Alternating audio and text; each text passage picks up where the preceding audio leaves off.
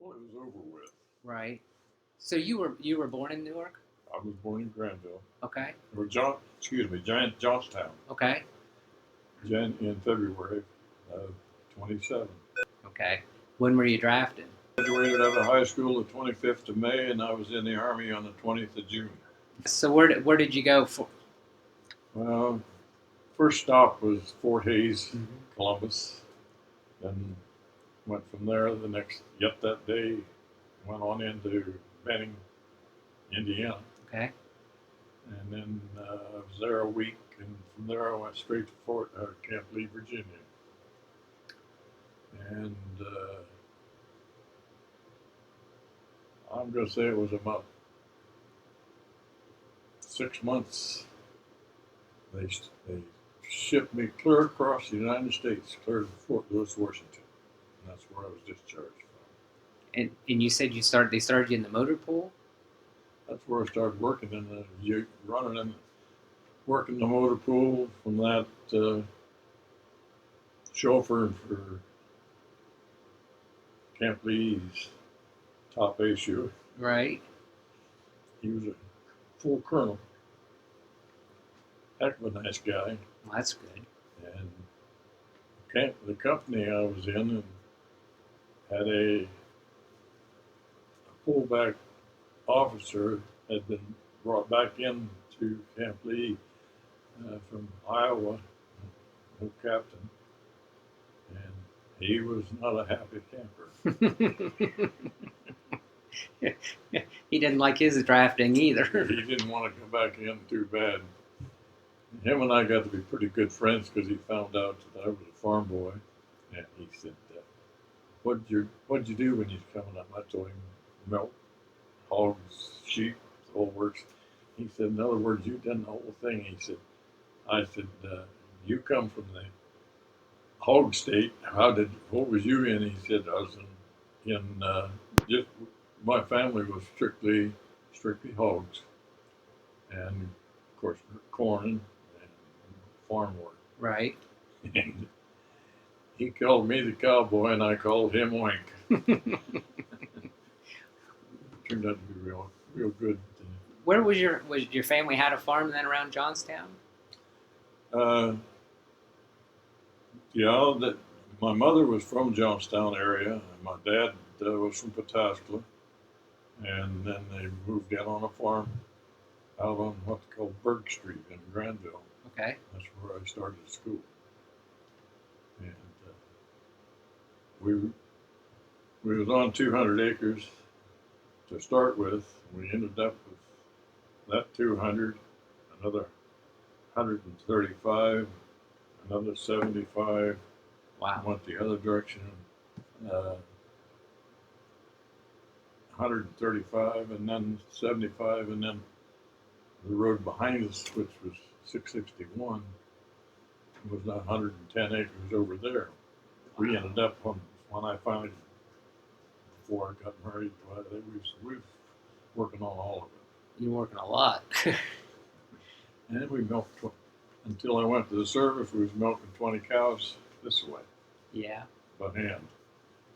While I was, If you wouldn't have been called in the service, would you think you would have just stayed on the farm then, or? oh yeah, yeah, I was planning on, Dad and I was looking at a farm up by Marysville, 620 acres, road, road, completely around it, 2 sets of buildings on it.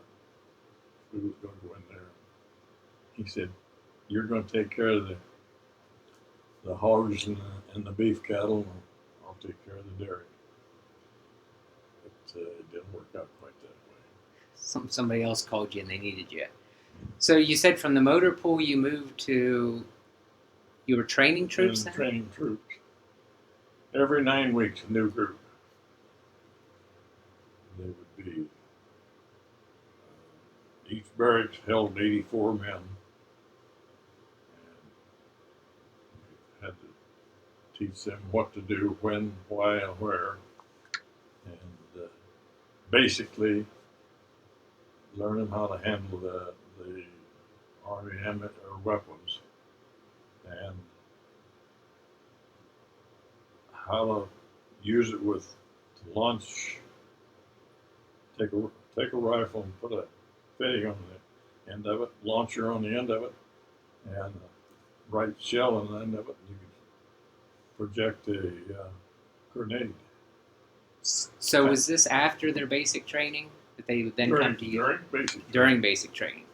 And then the very last thing they give us was each time was I don't know, you're familiar with the rifles and weapons Somewhat.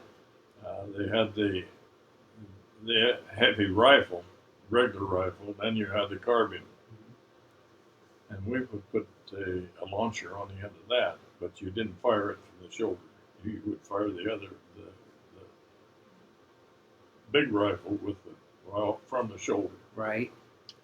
And the carbine, you on the ground, you kneeled down on the ground and fired it. Well, in all my training, I blew up 3 M1 carbines. Just blew the bolt right out of it. Wow. That's one reason I got more hearing aids. That was the beginning of my ear problem. Right. Did you know it at the time that the hearing loss? Didn't realize it at the time. Right. But I went through 2 or 3 sets by buying them myself, and then I finally said, VA ought to be able to help me get something. Yeah. So they did. They put me in this set I've got now. Good. But, was anybody hurt when those carbines blew? No. When everybody was to the sides and then in front of it out here where they could see where it went. And the first bolt went right straight up and lit within 3 feet of me when it fell back down when it came back down. I don't know where the others went, but that one you know. The old captain was there when the third one went up, and he said, "Do you have any idea how close that was to your head?" And I said, "Yeah, too close, because I could hear it go by." Yeah. He said, "We're not going to do this anymore. You're getting rid of more weapons than we can keep here for you." But, Oink and I was a really, really close pair. Me at first, just a PFC, and he was a captain. Oh, was he a lot older than you too? Or? He was. I'm guessing at him. I don't never ask him, but I would say he was in his 40s, maybe early 50s. Yeah. He had to be up there fairly distant because he worked his way up. He got up to be a captain. Mm-hmm. And one heck of a nice guy. I kept in touch with him when he's not with us anymore. That's why I was going to ask you if you kept in touch with him after the war, if you were able to.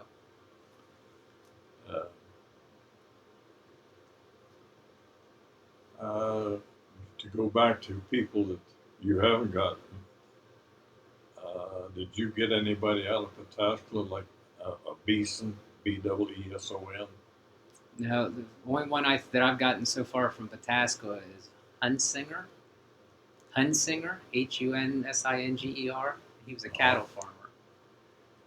He's passed. His children brought me some things in, but they didn't have very much. He didn't talk about it and didn't leave very much.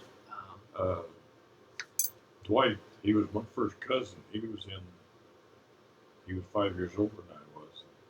And he came out like me, out of high school, and down the road he went. Right in.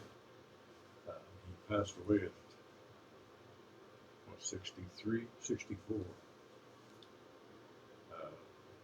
If you wanted to talk to his brother's still alive. He runs a hardware there in Pataskla. Oh, really? Yeah, his brother does. Yeah. Dave is what, 80, 82, 83, something like that. He was a younger brother, huh? Yeah, younger brother. So you finished up training these guys, and you told me on the phone the other day something you always told them, and I can't. Never turn your back on anybody. Nobody. not even your best friend. You'll never know. Get in the habit of never turning your back, always knowing where, as near as possible, where everybody was, you'll be all right. Had somebody told you that, or is that just some common sense you? Cap helped me a little bit on it, and I had pretty much thought about it because I watched some of them new recruits coming in. They do anything to not do what you're supposed to be doing. But that was just part of Army life, I Right. guess. Then I had my funniest experience. It was funny and it wasn't funny. It was aggravating at the time. Two gentlemen who was drafted in after I'd been there almost a year. These two was drafted in. One was 44 and one was 45.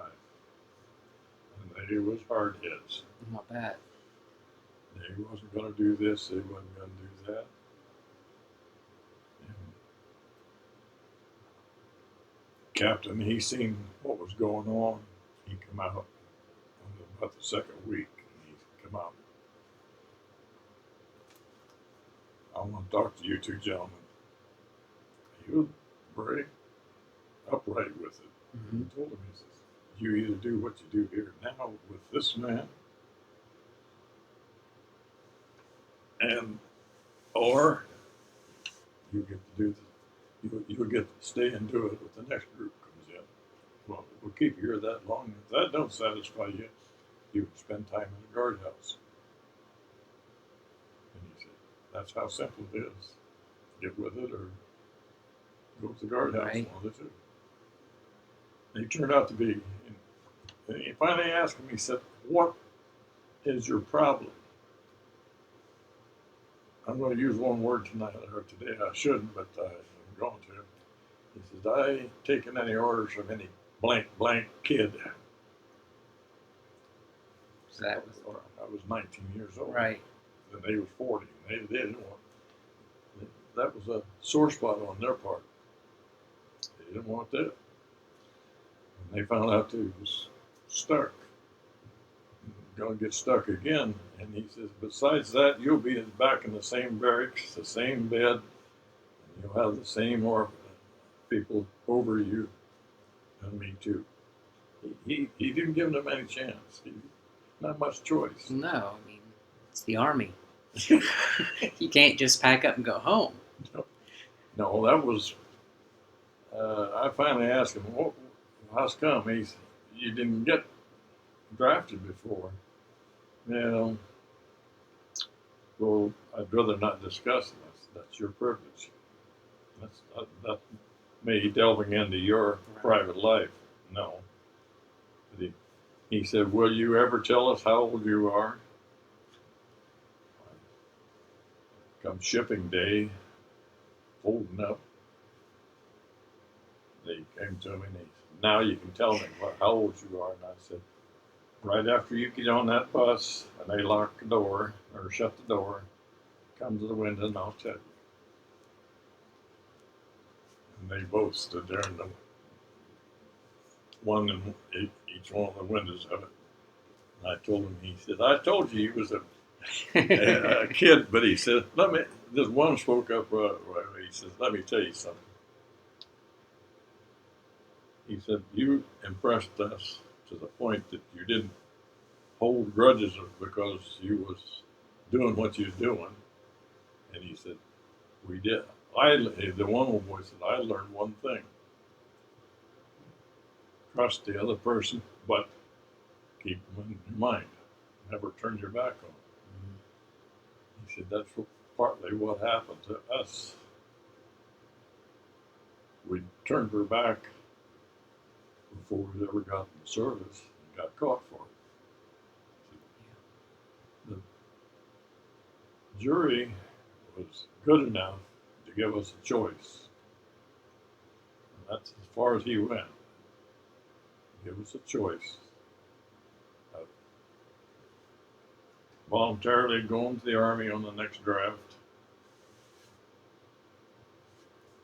or your sentence will double. So they both decided they'd rather go to the army. Okay. But they turned out to be pretty decent sort of men before it was over with. The one that didn't do a lot of talking, he stuck his hand out the window, shook my hand. I seen him kind of drop his head just a little bit. I seen a tear landing in the corner of his eye. I said, "What's this?" He said, "I just, never mind." I said, "No, I'll let you alone." He said, "I wish I'd have met you a long time ago." Might not have been sentenced by a jury to go to the army. You know, I'm 87 years plus, almost heading towards 87, right at 87 and a half years old. I've never met a stranger in my life. Never. If I was to come in here and we'd talk a little bit and you'd answer every question I had, I'd say, "Okay, have a good day," and I'd walk on. I'd let you alone. Mm-hmm. But I've never met a stranger in my life. And I've been Well, I appreciate you taking time to talk to me.